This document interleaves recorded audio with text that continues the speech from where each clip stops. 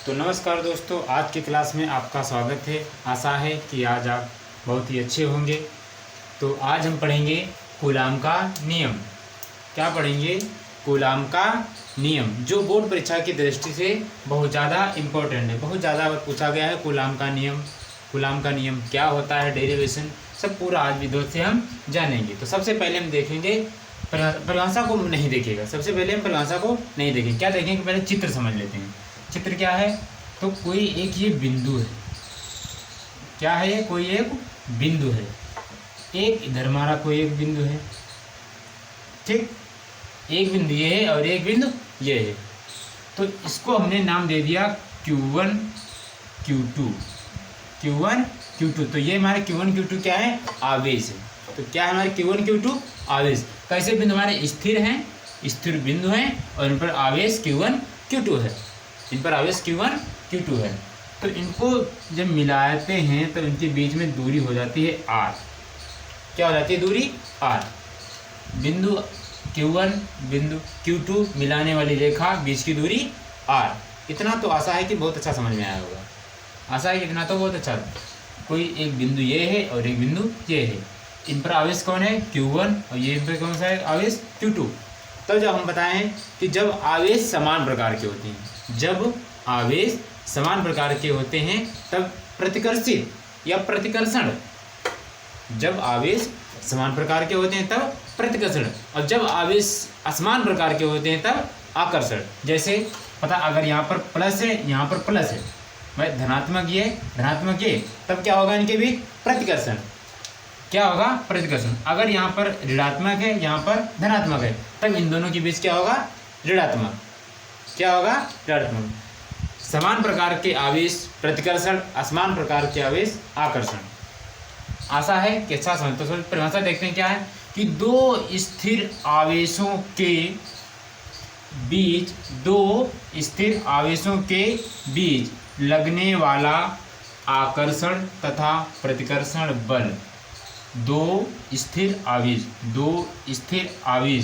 के बीच लगने वाला आकर्षण तथा प्रतिकर्षण बल। इन दोनों, ये दो आवेश हैं, इनके बीच लगने वाला आकर्षण तथा प्रतिकर्षण बल दोनों आवेशों के गुणनफल के अनुक्रमानुपाती तथा बीच की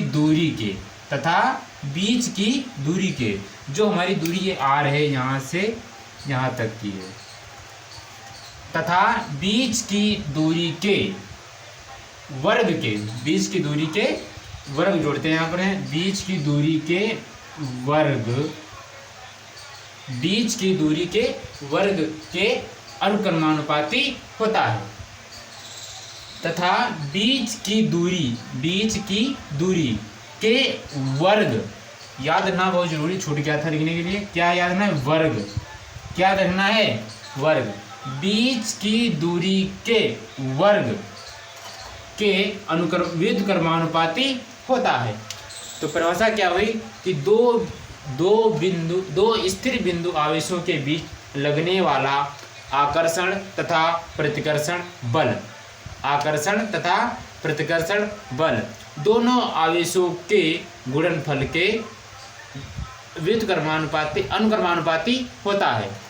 अनुक्रमानुपाती होता है तथा बीच की दूरी के वर्ग के व्युत्क्रमानुपाती होता है।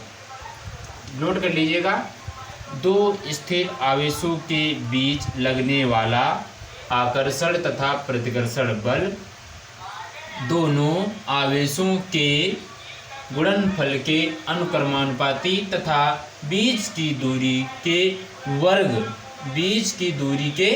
वर्ग के व्युत्क्रमानुपाती होता है। नोट कर ले। तो क्या लिख सकते हैं हम इसको? क्या लग रहा है दोनों के बीच? आकर्षण तथा प्रतिकर्षण। क्या लग रहा है? आकर्षण तथा प्रतिकर्षण। तो इसका हम लिख सकते हैं आकर्षण तथा प्रतिकर्षण क्या है? बल। आकर्षण तथा प्रतिकर्षण क्या है? हमारा बल। दो आवेश है Q1 और Q2। क्या है? दोनों आवेशों के गुणनफल के अनुक्रमानुपाती।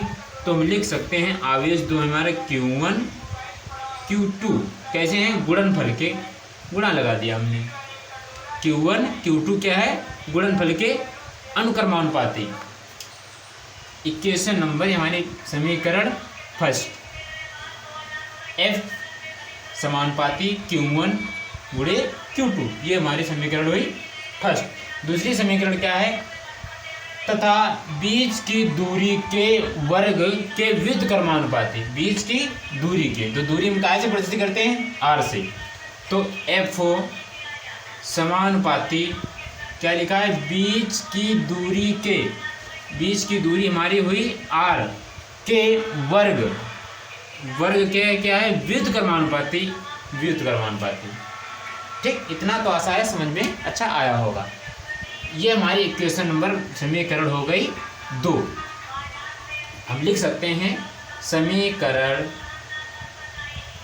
1 व 2 को मिलाने पर, क्या लिख दिया हमने, मिलाने पर, समीकरण 1 और 2 को मिलाने पर क्या लिख सकते हैं हम कि F यहाँ पर भी, F यहाँ पर भी समानुपाती है, मतलब यहाँ पर कॉमन ले लिया हमने, F समानुपाती, यहाँ पर समानुपाती, F समानुपाती।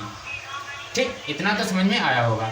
फिर क्या है, Q1 गुणे Q2, तो Q1 गुणे Q2 अपान में 1 है R², तो 1 की गुणा अगर हम Q1 Q2 से करेंगे तो 1 ही आएगा। क्या Q1 बचे में कितना, R², R²। तो हमारी क्या निकल के समीकरण आई, F समानुपाती Q1 Q2 बटे R², ये हमारा निकल के आया। आगे देखते हैं क्या निकल के आएगा। यहाँ पर क्या लिखा है, F समानुपाती Q1 गुणे Q2 अपान R²। लगाएं या ना लगाएं गुणा कोई बात नहीं, तुमको समझना है कि जहाँ पर कोई निशान नहीं वहाँ पर गुणा है, बीच में निशान गुणा है।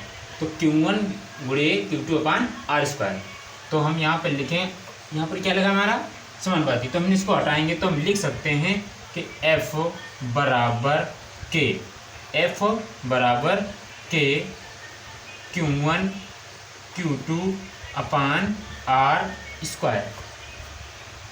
के तुम्हारा क्या है, नियतांक है, तो के तुम्हारा क्या है, नियतांक,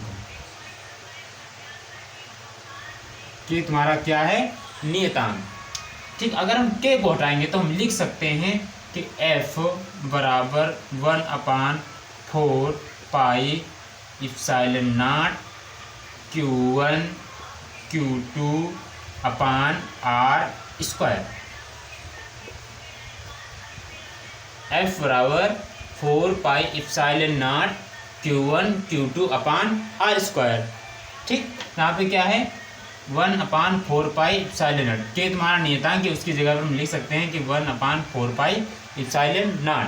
तो 1/4 पाई इप्सिलॉन नॉट का मान हो सकता है, हो सकता नहीं कि है, इसका मान क्या, 4 पाई इप्सिलॉन नॉट का मान है कि 9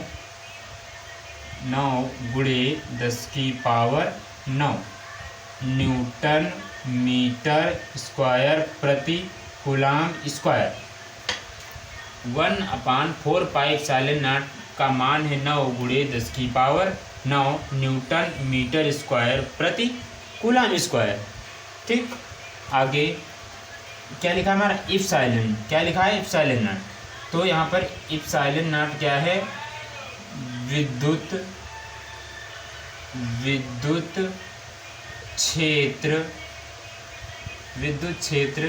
की शीलता, विद्युत क्षेत्रशीलता।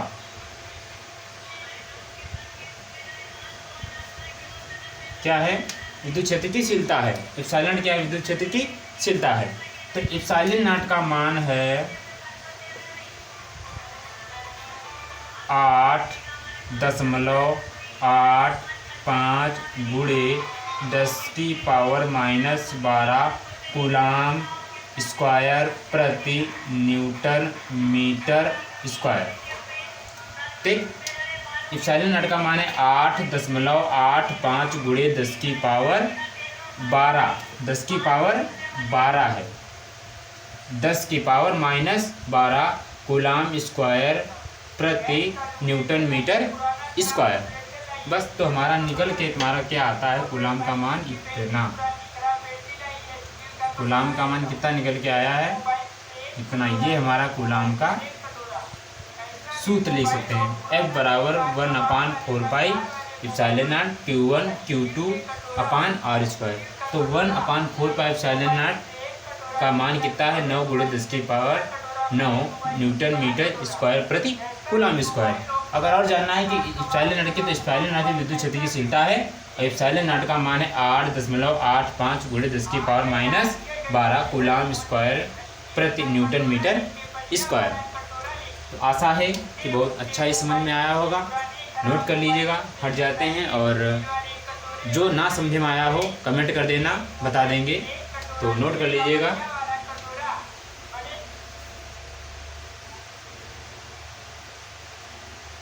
तो ऑल द बेस्ट। जो पढ़ना हो आगे कमेंट कर देना, जो ना समझ में आया उसको कमेंट करना, बता दिया जाएगा।